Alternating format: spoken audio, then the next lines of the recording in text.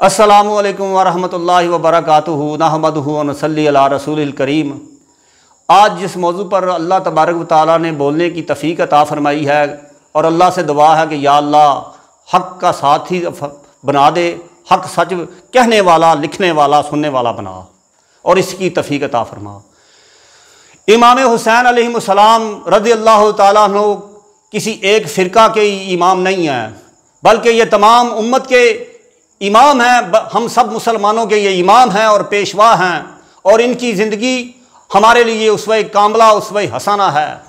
अगर आज हम इमाम हुसैन रज़ियल्लाहु तआला की सीरत की रोशनी के अंदर अपनी ज़िंदगी के हर पहलू को तब्दील कर लें तो इस मुल्क के अर्ज़ पाकिस्तान के अंदर ना फ़िरकावरियत रहे, ना मुसलमानों के अंदर दूरियाँ रहें। और याद रहे कि ये इमाम हुसैन रज़ियल्लाहु तआला अन्हु जन्नत के सरदारों में से एक सरदार हैं। और आप सल्लल्लाहु अलैहि वसल्लम ने जो ये लोग कहते हैं, ये बददियानती करते हैं और इनको पता नहीं इनको क्या हो गया है कि ये नबी अलैहिस्सलाम के नवासे से ये नफ़रत की वजह है या इनकी अपनी कोई और अदावत की वजह है, जो इमाम हुसैन रज़ियल्लाहु तआला को बागी तसव्वुर करते हैं।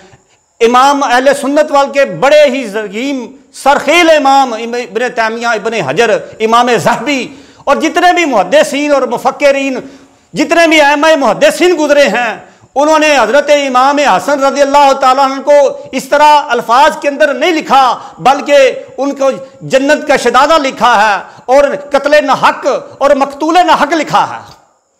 और याद रहे कि यजीद इस कत्ल में मनअन शामिल था और इसके हुक्म ही से यह सारा मामला का मामला तय किया गया। अगर वो सच्चा होता तो शिमर को सजा ना देता, अगर वो सच्चा होता इब्न ज़ियाद को ना फांसी के सूली पर लटकाता, अगर वो सच्चा होता तो इब्न सिनान को ना मारता। अहले सुन्नत वल जमात का यह मौक़िफ़ है कि हम यजीद को फासिक फाजिर कहते हैं और इसे जालिम हुक्मरान और बादशाह डिक्लेयर करते हैं। हमारा यजीदियत से कोई तल्लुक़ और वास्ता नहीं है और फ़िरकावरियत की रूह से जितनी भी ये फैज़ सिद्दीकी की किताबें लिखी या दूसरी तीसरी किताबें हैं, इनका किसी फ़िरके से कोई तल्लुक़ नहीं। ये तो खुद ये मुनकरीन हदीस हैं।